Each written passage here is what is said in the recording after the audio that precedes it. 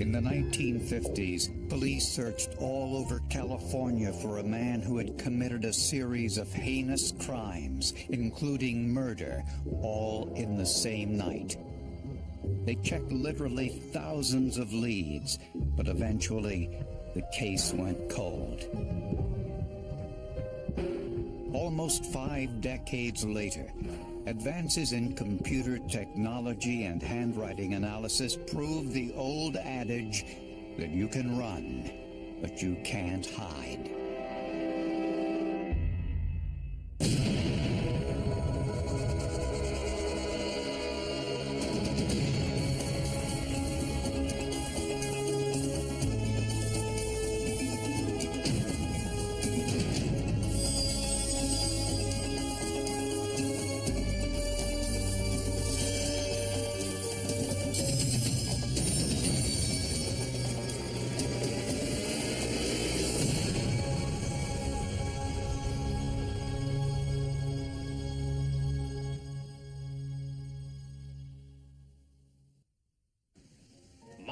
Mile of sand warmed by the sun.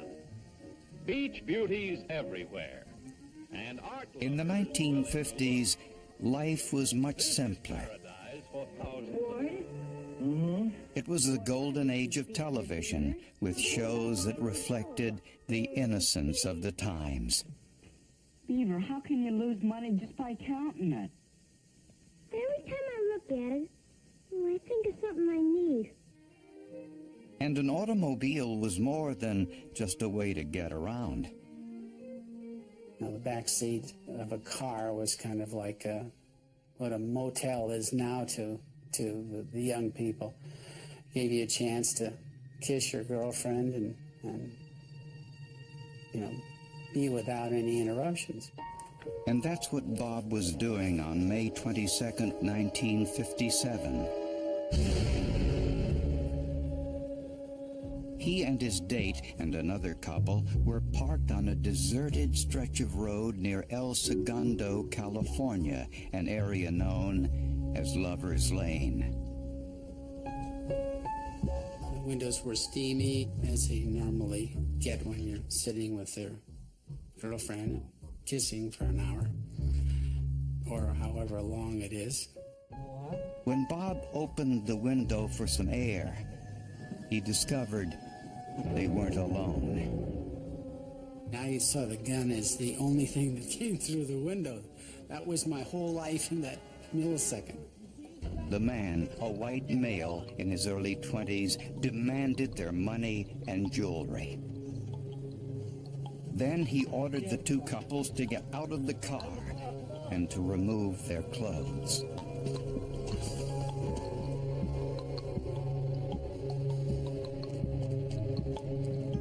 He then tied their hands behind their backs and forced 3 of them into the back seat of the car. Then he sexually assaulted one of the girls. We couldn't stop it. He had the gun. Later, he forced all 4 of them out into the field and lined them up in a row. Well, I thought for sure that he would kill the girl because she probably had seen him. But I guess he was going to kill all of us. And we stood out there stark naked for like 3 or 4 minutes. We just expected to hear the gun start going off. But the man drove off in the teen's car without firing a shot.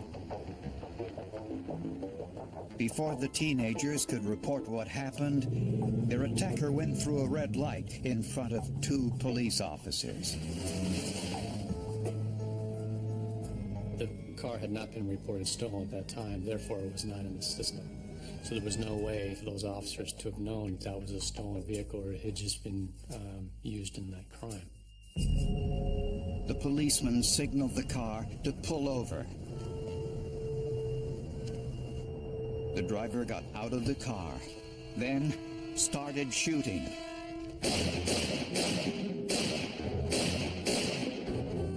Both officers were shot 3 times.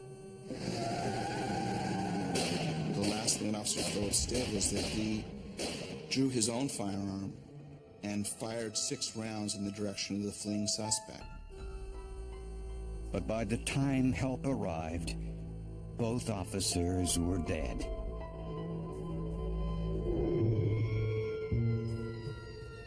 The stolen car was found a short time later, just 4 blocks away. There were 2 bullet holes through the back window and 1 through the trunk. How does an officer who's been shot 3 times point blank in the back, who's dying, get up and shoot at a car fleeing down the road and hit it 3 times? I mean, that is amazing. 2 of the bullets were recovered, but the 3rd couldn't be found. Was it possible that before he died, Officer Phillips hit the assailant? You'd look at these photographs and you'd say, he had to have been hit.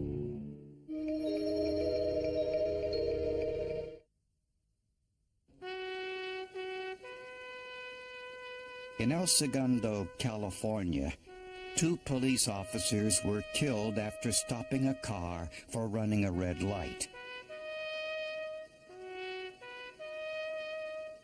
25-year-old Milton Curtis had been on the force for only 2 months. He left behind a wife and 2 children. It was like, what are they doing here? And it was pretty much like, he's sleeping, but why doesn't he come home and sleep? And she says he's in heaven. The other victim, 29-year-old Richard Phillips, was also married with 3 children. His daughter Carolyn remembers the promise the police department made to her mother.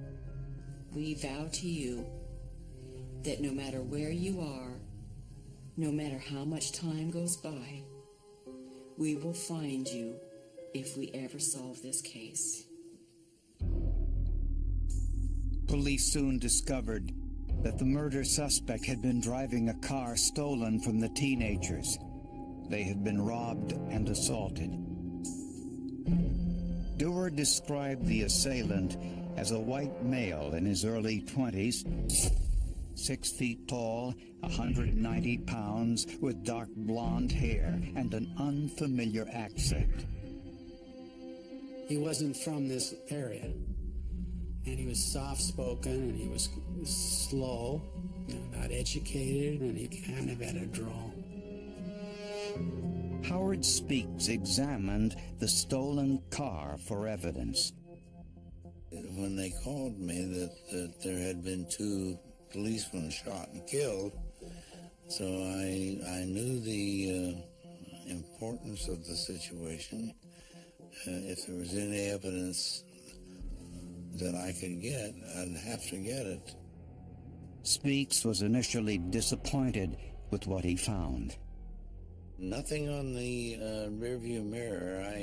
That's usually a good place if you're going to get a fingerprint, if it's been moved, adjusting it, for the driver. But nothing on the rearview mirror at all. But the steering wheel was a different story. Speaks found 2 partial prints on the steering wheel, which appeared to be from a left thumb.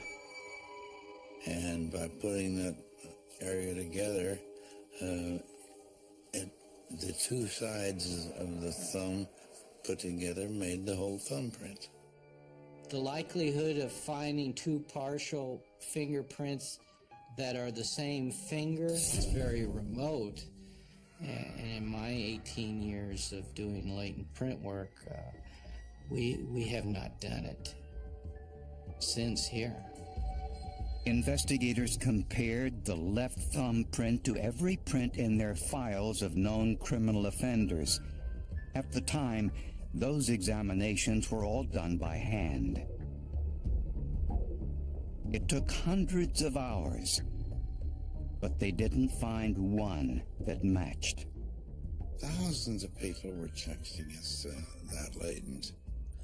And like I say, since so many people had been checked, I began to wonder if it was ever going to be identified. The teenager said the assailant had a southern accent. Investigators thought he might be from one of the nearby military bases. I spent the whole week just going up and down the coast, fingerprinting Army personnel. But that, too, was a dead end. I felt that at some point he would be caught. But then over a period of time, too, it was like nothing was being solved. Nothing was coming up. Everything went cold on it. It took another 3 years before police got their first real break. A homeowner near the murder scene was doing some yard work when he came across part of a handgun. He was clearing out his backyard and found the chamber to a handgun and thought, well, maybe it had something to do with the frame he found a year prior. So he went in his garage, looked at it, put it together, and found that it was a match. Police identified the gun as a 9-shot Harrington and Richardson .22 caliber revolver. From the serial number, police discovered the gun was purchased by G.D. Wilson from a Sears store in Shreveport, Louisiana. At the time that they interviewed the person who sold that gun, he told them that he believed the man was from out of town, and his accent didn't sound like a Louisiana accent. It sounded more southern than that. On the same day he bought the gun, a George D. Wilson rented a room in the YMCA just across the street from the Sears store. We actually went into the room where this George Wilson had checked in, and from this window of this room you could see the Sears store. And it was just kind of, for us, it was kind of overwhelming being in there and seeing that and trying to figure out what was going on in this man's mind when he was there. George Wilson listed his home address in Miami, Florida. The address turned out to be a rock quarry. There was nothing there. For approximately 4 years, they checked every person with that name in the United States. All were dead ends. It soon became clear that George Wilson was not his real name.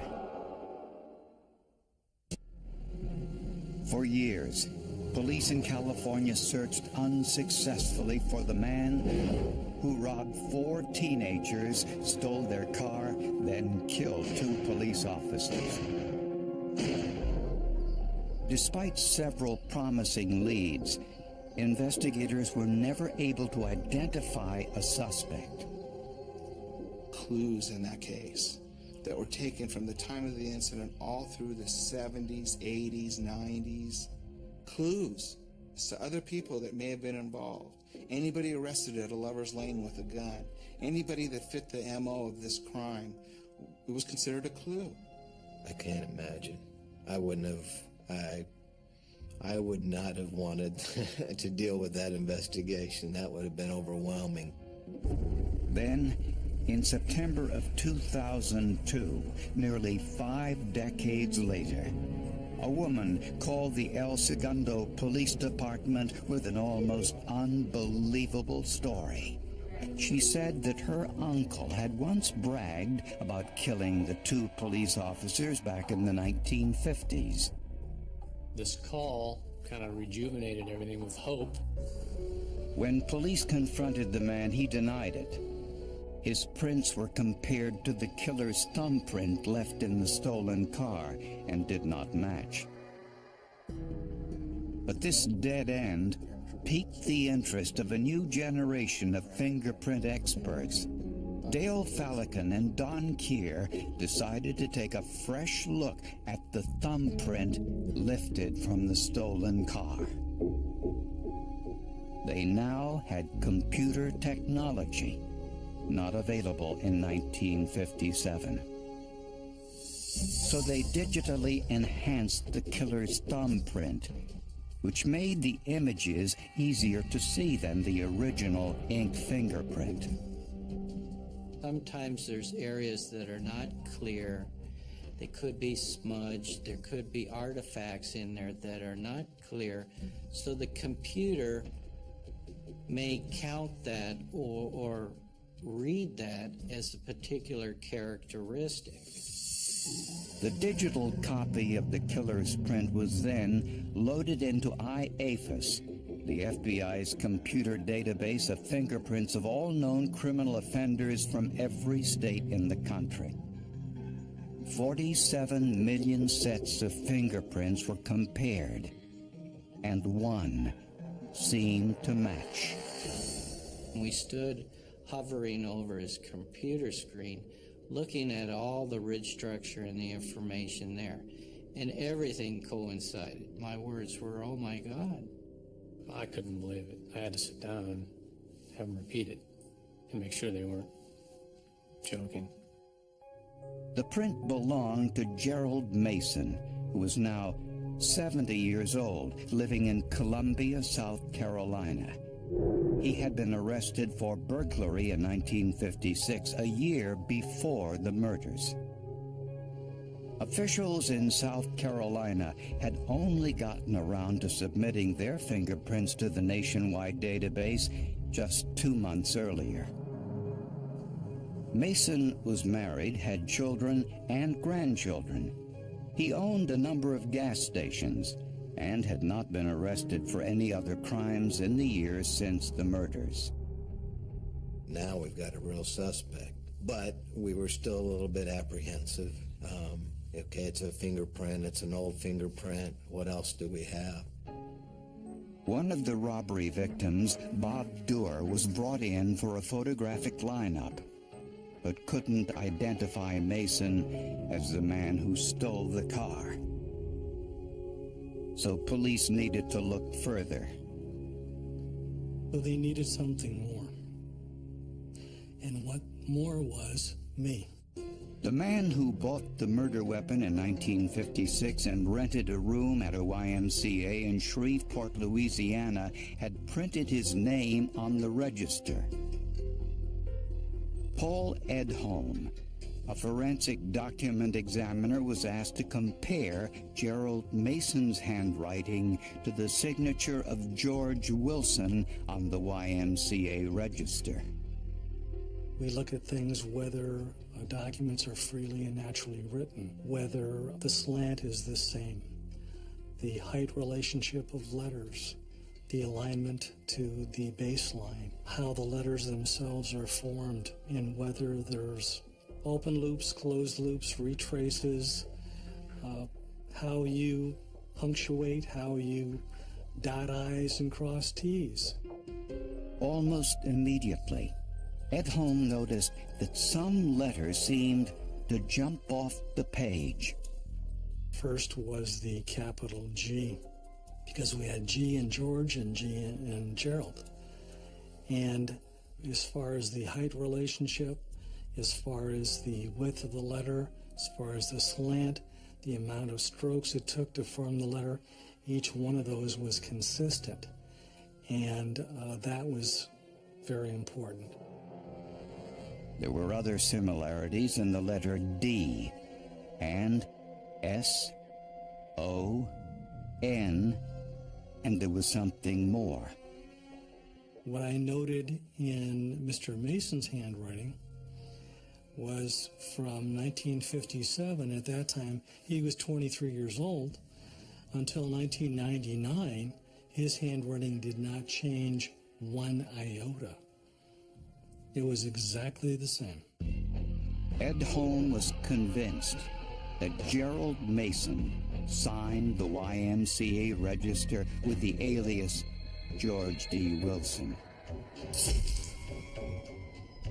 Nearly 5 decades after the crime, Mason was arrested and charged with murder.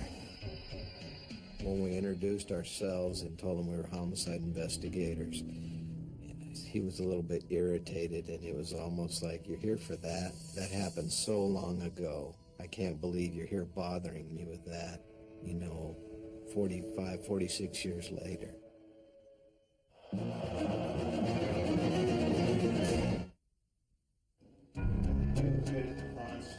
Based on the forensic evidence, prosecutors believe Gerald Mason bought the gun in Louisiana, then checked into a YMCA using the alias George D. Wilson. Mason was a drifter when he went to California in 1957. He may have been drinking near the Hawthorne Airport when he saw Bob Doerr's car parked in the Lover's Lane. He robbed the teenagers, committed a sexual assault, then stole the car at gunpoint. While fleeing the scene, Mason went through a traffic light and was stopped by 2 police officers. The officers didn't know the car was stolen. Mason got out of the car so the officers wouldn't see the stolen goods on the back seat. And when Officer Phillips turned away, he fired 3 shots into his back. Then 3 more through the windshield, killing Officer Curtis. While speeding away, Officer Phillips fired 3 shots with world-class precision. 1 went through the trunk, hitting Mason in the back. When Gerald Mason was arrested, investigators asked him to remove his shirt. Sure enough, he had a bullet wound on his back, proof that Officer Phillips got him. Very last thing he did in life was to mark forever the man who killed him and his partner.